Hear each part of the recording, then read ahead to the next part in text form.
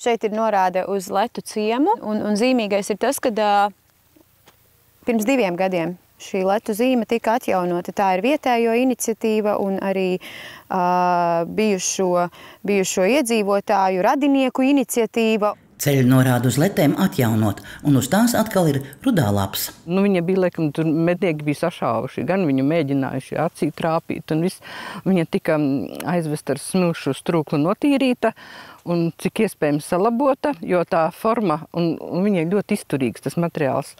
Tā kā mēs to saglabājam, viņa bija ļoti sliktā stāvoklī, viņa ļoti slikti izskaties, viņa bija jau saplūdusi ar fonu, var teikt, un tagad viņa ir koša un skaista. Iebraucot ciemā no kādreizējās godības, kas te savulaik bijusi, maz kas vairs palicis pāri, bet savulaik letēnieši pat apskauda apkārtējo ciemu iedzīvotāju.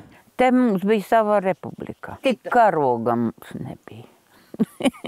Mums bija veikals, mums bija bērndārs, mums bija ēdnīca, klubs, mums bija pasts, bija medpunkts, bija, var sakot, viss, kas vajadzīgs. Apmēram 300 iedzīvotājiem. Sarmīta Timošenko 70. gados letēs sāk strādāt kā agronomi, jo zvēraudzētāji bija arī liela palīgsaimniecība. Te mēs audzējām graudus, sienu, bija govis, bija zirgi, bija vistas, tad saknes audzējām,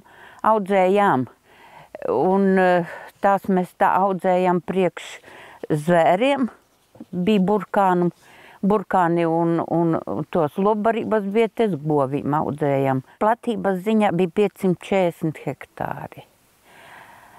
Un saimniecība jau darbojās un jau bija diezgan labi nostādīta. Mums bija lielie zvēri, lapsas un sudrablapsas. Un tās visas ādas realizēja, protams, uz Krieviju. Pamatā uz Ļeņingradu vai tu tagad Sanktpēterburgu. Zvēraudzētavas strādnieki arī labi pelnīja, un bonus bija arī saldētās zivis, kas te tika vestas vagoniem un, protams, tika ne tikai lapsām. Krievijā 90.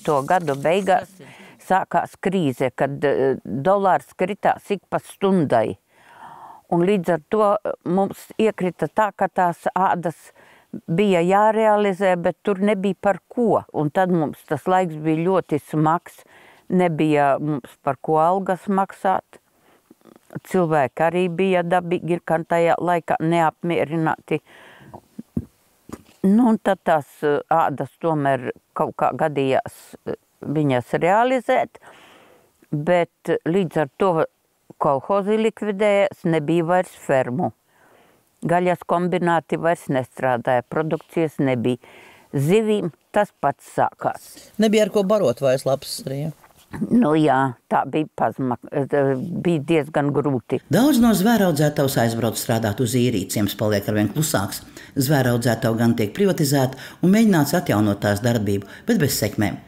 Tagad lielāko daļu bijušo lapsu fermu nomainījuši apjomīgas siltumnīcas ar kožzaļiem bērzu stādiem, un te saimnieko brāļi Reinis un Kristers